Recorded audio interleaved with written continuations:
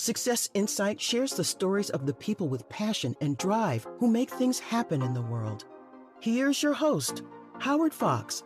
Hello, everyone, and welcome to Career Focus on the Success Insight podcast. Career Focus supports individuals who are pursuing careers that tap into their skills and passion and introduces you to entrepreneurs and companies that are helping to make that dream a reality. Our guest today is David Alexander. Now, Dave is a senior procurement specialist who recently navigated a career transition, and he has been gracious to accept our invitation to come on to Career Focus to chat about this journey. Dave, welcome to Career Focus on the Success Insight podcast. Well, thank you, Howard, and I'm happy to be here and share whatever I can. Fantastic. And for our listeners, in the spirit of full disclosure, David was actually a client of mine that I worked with this year to supporting him through his career transition. And as we were working together, there was a number of insights and through our conversations that I really thought our listeners who are still, struggling today, they're still in transition, or perhaps there's some instability in their particular area of the job market, that I thought Dave would really be an excellent guest to come on and share some of his insights into what it means to be in career transition, and also to successfully come out the end of that episode in a much better place. So once again, Dave, welcome. And how you doing?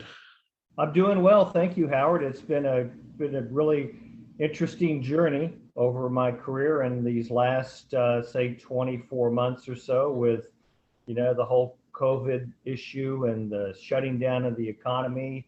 And yeah, I'm sure, like myself, as well as millions of other people, it's had a pretty significant impact on our lives. Some a lot more than others, and myself. Again, I've been in purchasing and supply chain all of my career, and I found myself on the career transition phase of my work. Now, in the procurement and the purchasing, is there a particular industry that you had been focusing on, or is it industry agnostic? You purchase products, services, you find the right vendors, and you bring them together for whatever company you're working for, or was there a specific industry? So I guess it's like a friend of mine, a former colleague, said, bubblegum to battleships. What do you want to buy? We're in procurement and purchasing. We can do it. Early on in my career, when I first was getting started, I was actually going to night school, and I took a job as a warehouse assistant and shipping and stuff. And that actually kind of parlayed me into the procurement world. And this was on the oil and gas exploration industry. And over the years, this was, I'm really dating myself here. This was in the early 80s, and the oil and gas industry took a very sizable downturn.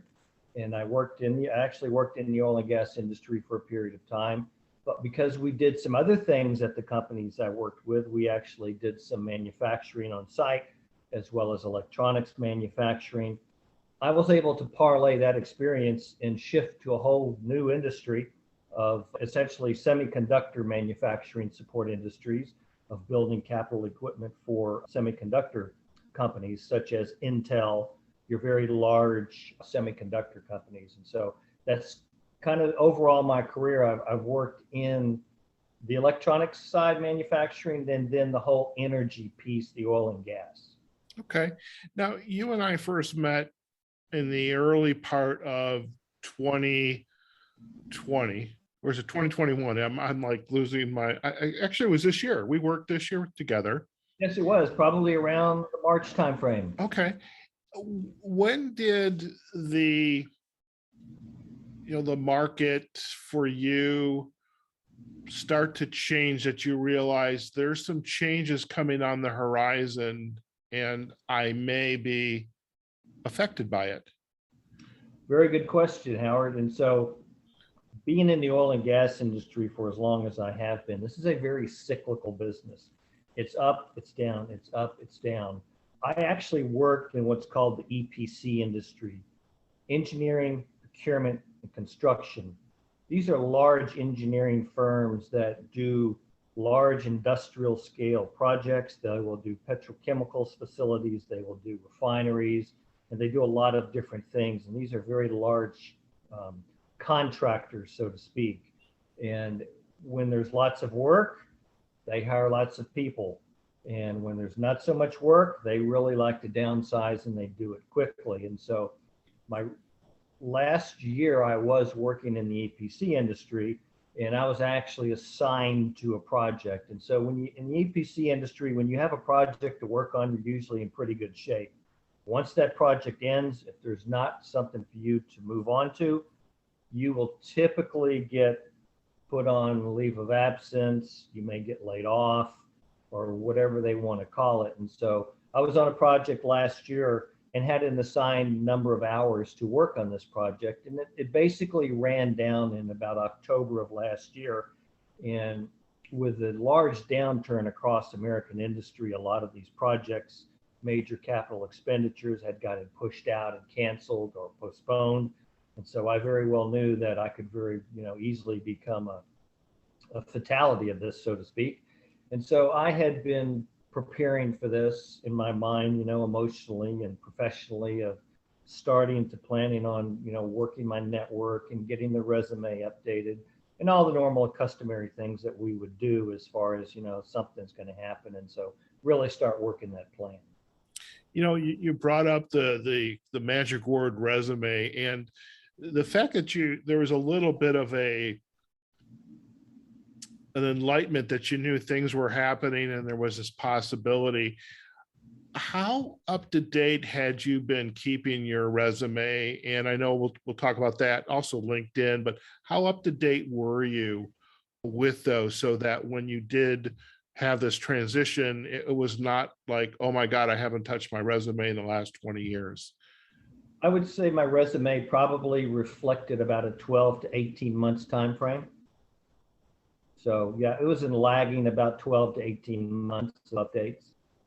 And I think that's something important all of us should do, is always, update your resume, keep a log, keep a record of what you do at work, your accomplishments, your challenges, your wins, your failures. Keep a working record of that, because over time you may be in an interview somewhere down the line, and some of that reference would be very good to have and be able to use as part of your interview. Okay. You mentioned too your network, and I would imagine in your industry, just given the nature of oil and gas, the semiconductors, you probably had a fairly significant size network. Would that? Yes, that's correct, Howard. It didn't necessarily reflect it on my LinkedIn account, because I didn't always accept multiple and hundreds of connections requests, and we can talk about that later. But yes, my network was very valuable to me, because being in the procurement industry, or the procurement and supply chain side, I have an immense amount of contact with sellers and salespeople and those connections. And many of those people are calling on companies that I was interested in possibly applying for or interviewing with. And you can really parlay that kind of information into some intelligence in an inner look at the company you may be targeting, and that can be very helpful to you. Okay.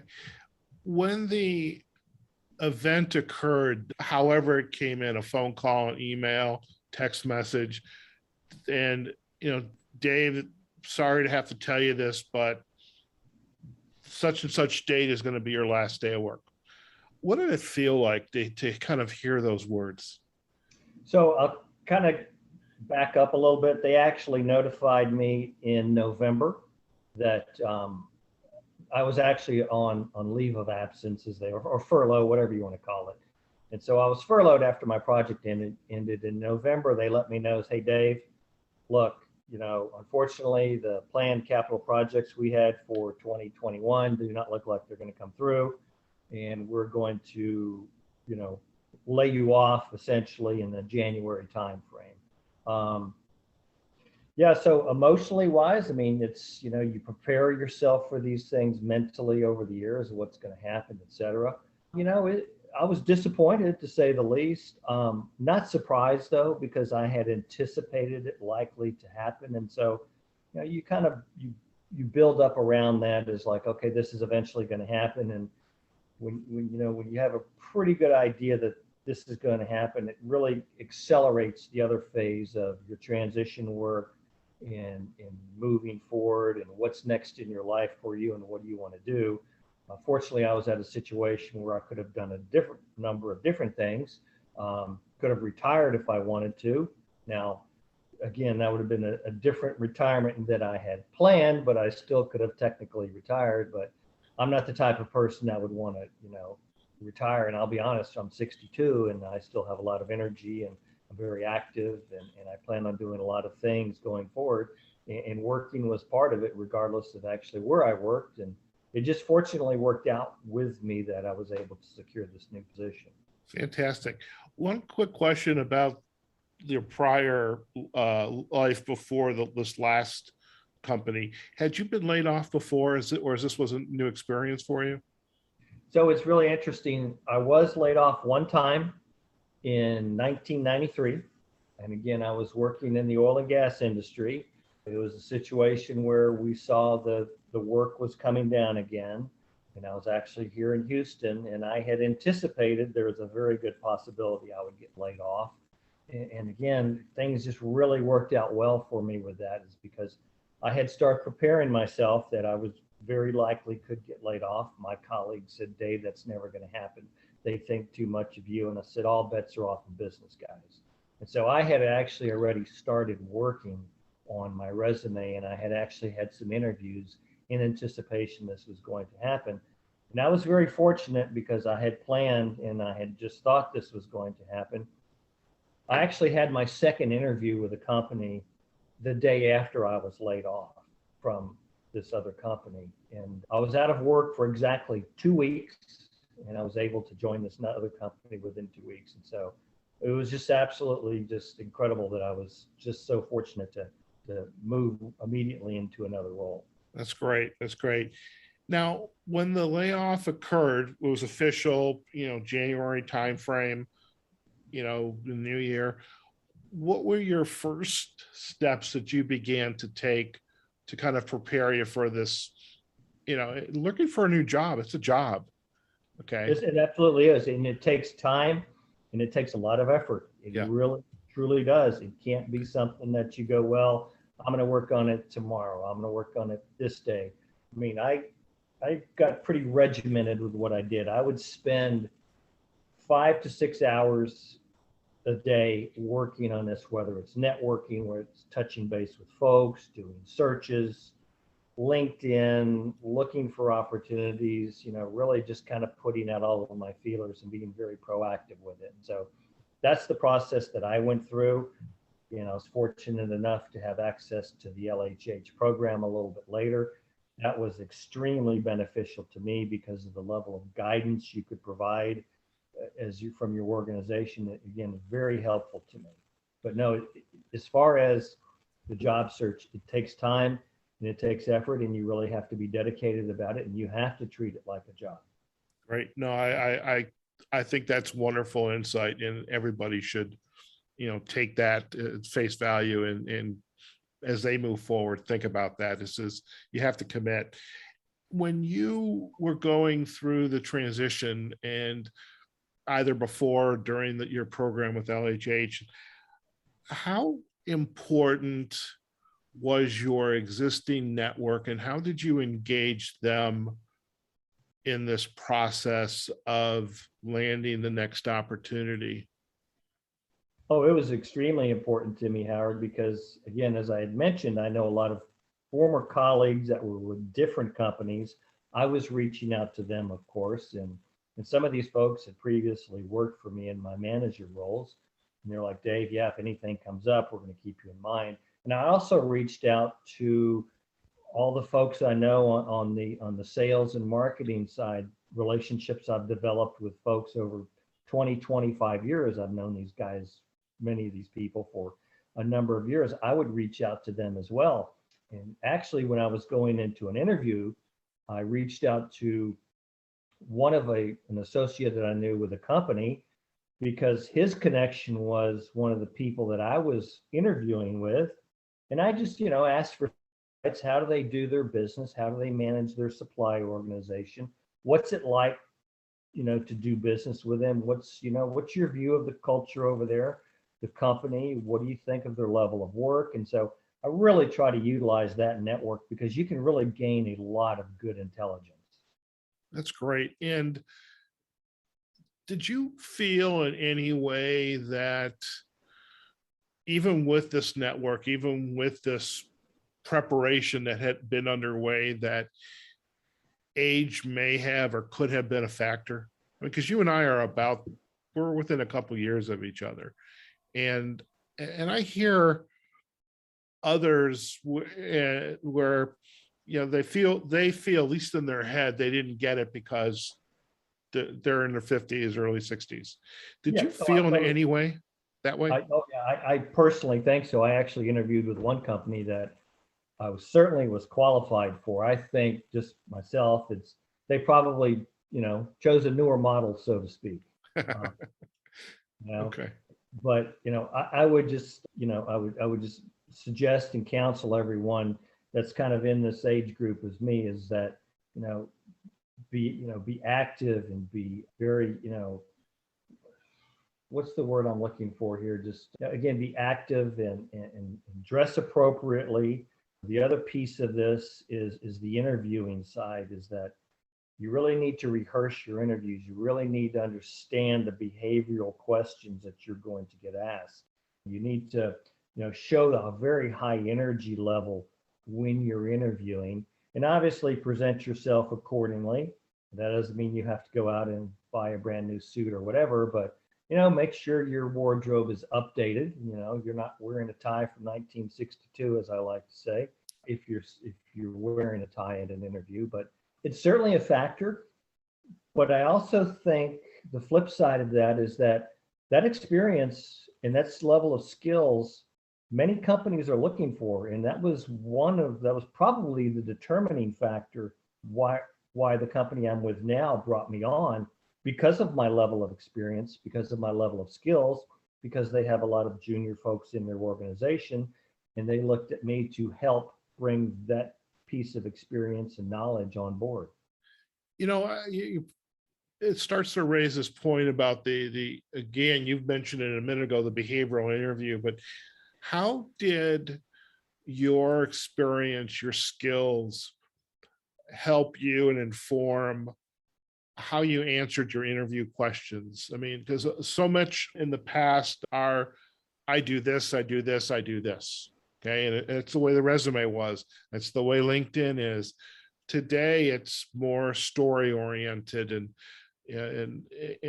sharing, the issues, the objectives, the actions, the results. So how did that experience that you have help inform you and the interview process, for example, for this new company you're working for? Oh, Howard, I think absolutely it made the difference for them to select me as the end candidate, of saying, tell us about the time, Dave.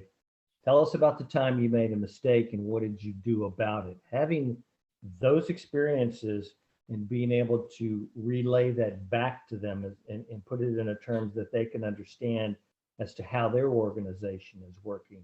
That is a real key piece of it. It's not like, well, I did this, this, this, and this. I think it's really important that you be able to tell the story of what actions you took, what skills you bring, and how you utilize that skills and knowledge in those type of situations or those behavioral questions. How did you practice for the interview? Now, you and I had a couple conversations and you posed some questions to me and we talked about it. How did you, in addition to that conversation, prepare yourself for these interviews? I actually had some former colleagues that are friends of mine, and they sat down across the table from me and we did mock interviews together in person. Fortunate enough to have these level of friends with the skill set, and they were in the industry I was in, and they basically, they pulled no punches. They just said, Dave, we're going to interview like we'd interview anybody else. Howard, and I told him, that's exactly what I want you to do. Put the drills to me, guys. This is my sea trials right here, so to speak. When I get on the firing line, I need to be able to answer these questions. I love it. I love it. Let's circle back to the resume for a minute, because from my experience over the years, and probably for yours, the resume looks a little bit different these days. How did you update that resume so it's more than just ticking off boxes to telling a story via the resume? Well, certainly the whole front end of the resume, the branding statement of who you are, what you do, and the kind of person that you are and the kind of work that you do, that's a really, really big piece of it.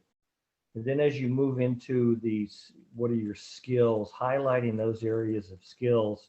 And again, a resume is a living document. It needs to be modified anytime you're going out to interview with a company that has certain criteria or skills that they're looking for. Your resume should be modified to reflect those skills that those companies are looking for.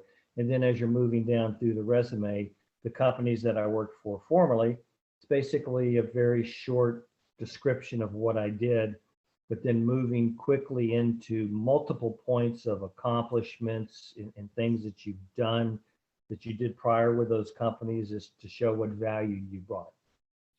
Were references a part of the resume process? And it used to be in the prior days, we'd say references, provided upon request. We don't typically see that anymore. Did you have to offer references to this new employer? No, actually, in this case, I did not. They did not ask for references. I obviously had my list readily available, but they went through a background check process. A company called Hire Right, I think is what it is. And this company goes out and contacts your former employers. But no, I didn't have to use any references, but I have previously where, I've used references and they've called references and asked for, their thoughts about me. And I would caution anyone, if you're going to use a reference, that you preempt any use of a reference by phone call with that individual and say, hey, you okay if I use you as a reference? And this is what I'm doing, and this is who might be calling you. And obviously make sure they're going to give you a good reference. That's great advice. That's great advice. How did you use LinkedIn to support the job search? LinkedIn was very useful to me. I mean, along with just the open jobs and stuff that you can get from LinkedIn, there's a lot of industry information out there that's available. You can drill down multiple levels into organizations and you can cross-reference it. For the job that I landed, I actually looked at the person who was interviewing me. I looked at their LinkedIn profile.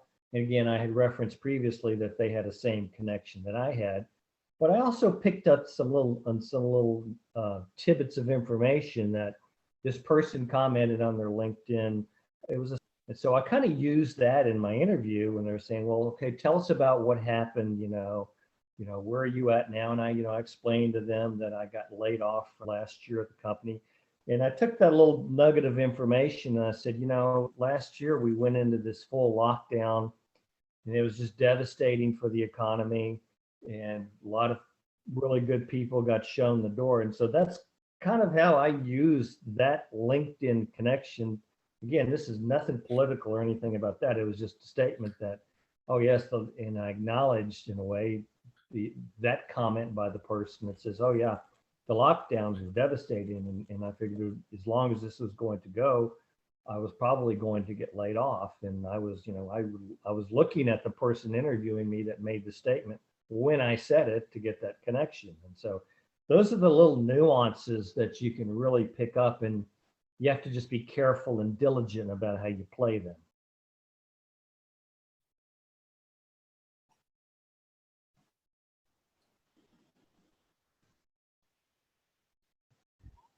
Sure. Now, before we chat about onboarding into this new role, I'm curious, travel quite a bit. You've got family elsewhere in the US and friends that you meet, but how did you take care of yourself? So that's a real question, Howard, because you're focused on the transition of your career. You're focused on making sure that you're bringing your best foot forward with all of the work you're doing with updating your resume and your networking and the amount of time and effort it's going to take doing this. It is very important to me, and I think it's important for most people, is to take some time away from that daily, regardless of what you like to do. Myself, I like to exercise. I like to be outside. Anything outside, I'm game with. But I think it's really important that you carve out that time for your emotional well-being. And physical activity for me really helps me relax. It helps put things into perspective. And other things I do is just, I one-on-one time, just me and myself, and relaxing and concentrating and thinking about, on and what can I do different. But keeping positive about it is that, I may have had a setback today, but there's more opportunities for me coming. And as I had mentioned earlier, this one company I interviewed with, I was certainly qualified for, but it didn't work out. I said, well, that's okay, because as I'm moving forward through this, although I got a rejection here, I got a rejection there, nobody returned my call, I keep telling myself I'm traveling through this and I'm getting closer to the goal. That's kind of my mindset, is that, I've had a million first dates, then I found the one, kind of a thing. Was there some aspect of this process, as you look back, maybe even your career for that matter, that has surprised you along the way?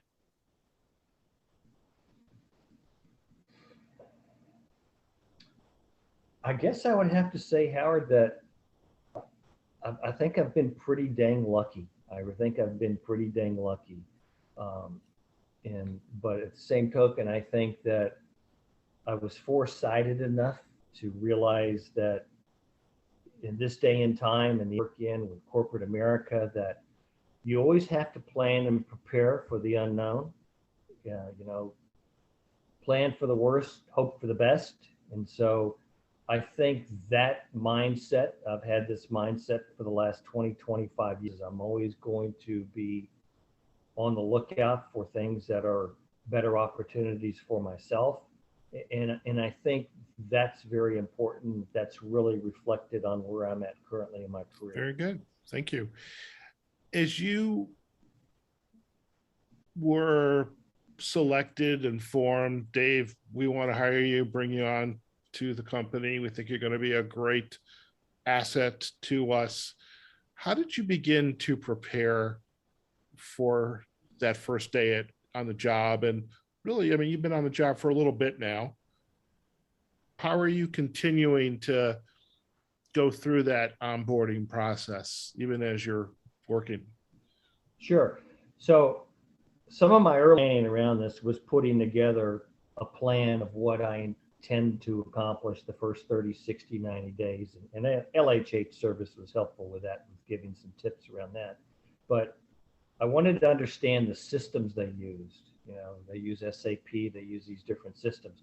I wanted to make sure that even though I haven't used it in a while, that I re-honed my skills. I went out and I did some online free tutorials on SAP and purchase order management and stuff, refreshing my memory around that. Doing more analysis about the company and talking to other individuals, and like the sales folks I referenced, asking them questions about it, trying to plan that work, and then sitting down and saying, okay, they've told me the things they're looking for. Let me walk in the door with, okay, see, there's some of the things you're looking for. This is what I kind of have planned. What do you think? And I actually took that to my supervisor, my manager, and she's like, Dave, welcome aboard. This is the office. Here's the bathrooms. Here's the coffee machine. Here's your laptop. Go ahead and get acclimated. And then within the next 24 hours after I got up to running speed, I went and sat down with her and I said, okay, so I've gotten access to all the stuff, and this is what I'm looking at right now. And where would you like me to start? And she says, well, you can kind of take the week off if you want. And I said, well, I kind of thought maybe I could start doing this, and this. And she says, oh, absolutely. And so I kind of had a plan in place of things that I wanted to bring forward. Now they could have easily modified that, but that would have been great. But that's really kind of how I planned it. And I felt like I really hit running. Excellent. And how about the team? Your introduction to the team, getting to know them, their styles, they learning your styles, even with your manager, learning each other's style. Yeah, I mean, the team is really, very, very welcoming to me. A lot of these folks don't have quite as much experience as me. And I brought myself into the team. They're like, well, they said I got a lot of experience, et cetera. I said, look, we all have experience and skills. We all bring different things. There's things I can share with you, but there's a whole lot of things I know you can share with me. And I really worked hard and diligently to become part of the team and join the team and contribute and cooperate with the team immediately. And I feel like I've been really well received by the group. I asked for their help, and they've been extremely helpful to me. They're volunteering information. Oh, hey, Dave, by the way, when you go in there, you need to do it this way. I'm like, oh, thank you so much. And they come to me and ask questions, or I make an observation. We were talking about a certain purchase order or whatever. And instead of just being the new guys saying like, oh, that's not how we did it before, that's one thing I would never say. I said, have you thought about, could I suggest maybe you consider just kind of offering that, not like coming across as too strong, because you certainly want to build the cohesiveness of the team. And collaboration is everything. The communication and the collaboration as a group and working closely together. It's really been important to me. And as far as my manager, I mean, she's absolutely wonderful person, really, really nice lady, has been very welcoming to me, very appreciative of me. She's just a real gem. I got to tell you, she's just an absolute gem. And she has the experience I have, and she's helping me, further develop the organization. And I kind of told her early on, she says, Dave, hope we can give you some more opportunities as we move forward. And I told her, I said, look, Joyce, I said, I'm happy being a good Indian. I really am. I want to be here to support the organization. And so that's truly how I feel.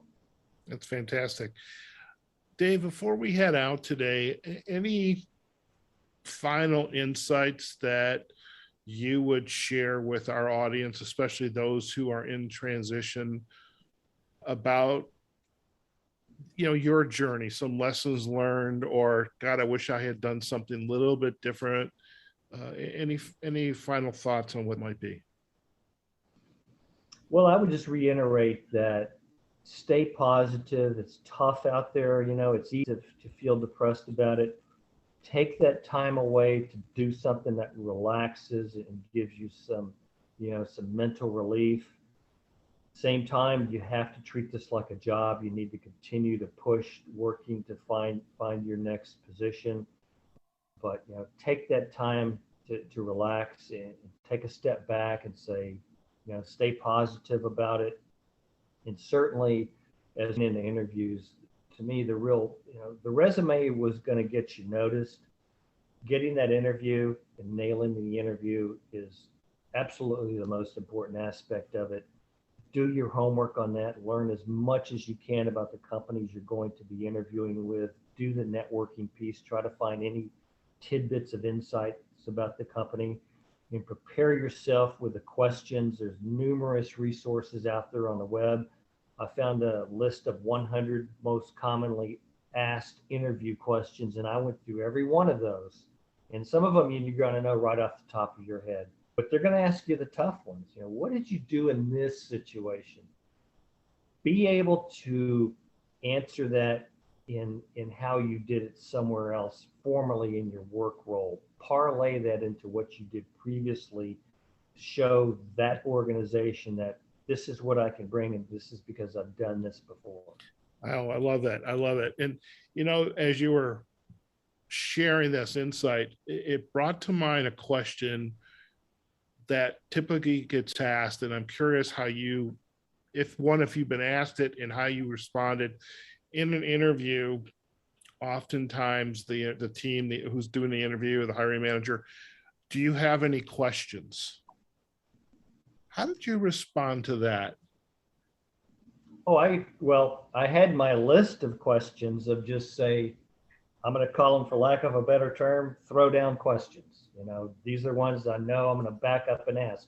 But it was fortunate because the discussions went on long enough. I asked a very specific questions to one of the who I didn't think necessarily, I didn't know what he was about. I felt positive about some of them, but some other ones I was like, so I'm not really sure how he feels about me. But I asked him a very specific question related to the kind of work he did. And I think that got through to him. Is like, oh, wow, this guy really does know what he's doing if he asked me that kind of question.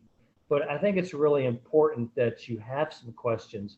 And you can also develop these in the interview process. If they ask you, they make a statement about, well, this is kind of how we did it. You could kind of turn that into a question on the backside of saying, well, I know this is how you explained how you're doing this currently. Have you considered doing it this way to just show that you're thinking outside the box, that you're trying to be proactive about it? Oh, I love it. Thank you.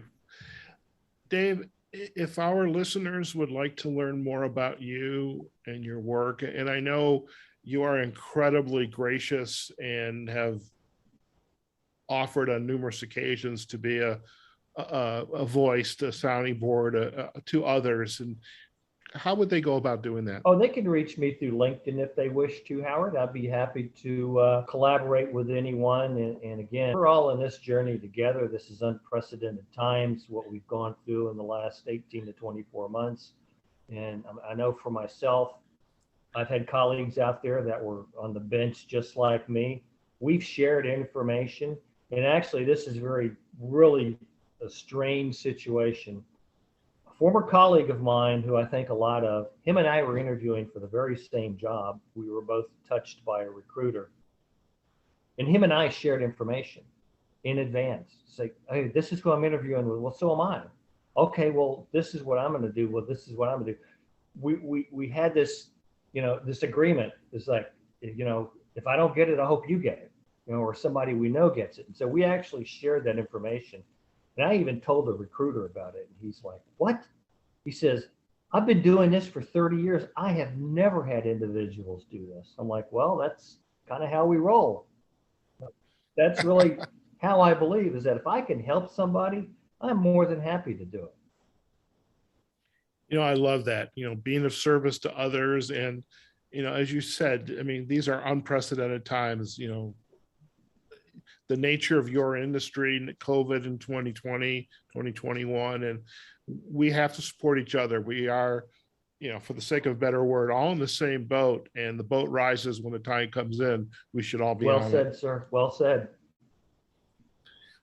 David, once again, I want to thank you for joining me on Career Focus on the Success Insight. Some wonderful insights. I loved hearing your story. And again, I'm incredibly grateful and that you were willing to take the time to be on the show and, to share this episode with whoever you'd like. I know I'm going to be doing that, but again, it's been a pleasure to get to know you, work with you, and a pleasure to have you on Career Focus. Thank you. Howard, thank you so much. And it's been an absolute pleasure myself working with you, and look forward to continuing our dialogue well into our future. You got it. You got it. All right, folks, we have just been chatting with David Alexander. He's a senior procurement specialist. This episode is Career Focus on the Success Insight. And Dave has really shared, his journey navigating the career transition, everything from preparing for an event like this. And he saw the tea leaves, the writing on the wall, so to speak. And then when the transition occurred, he hit the ground running, pursued this like any other job, and also along the way, taking his family. as well as, he shared a lot of insights, not only in the resume, the LinkedIn, the power of networking, as well as preparing for the interview, and especially those behavioral interviews, and practice, practice, practice. And really the fortunate aspect is he had a network that he could call upon to assist him, much like he would assist them in their career transition journey. They assisted him as well during practicing of the interview. So really just a wonderful story about his journey, and the power of having a plan as you're navigating this career transition. If you enjoyed today's episode with Dave on the Career Focus on Success Insight podcast, we definitely want to hear your feedback. You can find us on our Success Insight podcast page, as well as on our pages on LinkedIn and on Facebook, Success Insight Podcast. We're also on the major podcasting platforms, Amazon Music, Google Podcasts, Apple Podcasts. We're also on Audible. You can find us on iHeartRadio, Pandora, and especially Spotify, where we have organized all of our Career Focus episodes onto a playlist. So multiple opportunities to hear this great content today with Dave, as well as any of our other Career Focus episodes, as well as the entire 280 some episodes in our library. Okay, folks, wherever you are, whatever you're doing, go out there, have a phenomenal day. Wear your mask if it's appropriate, practice social distancing if it's appropriate, but above all, take care of yourselves, your family, and the community. And we'll see you on another episode of Career Focus on the Success Insight Podcast. Take care now. Success Insight is a production of Fox Coaching and First Story Strategies. Find us online, successinsightpodcast.com.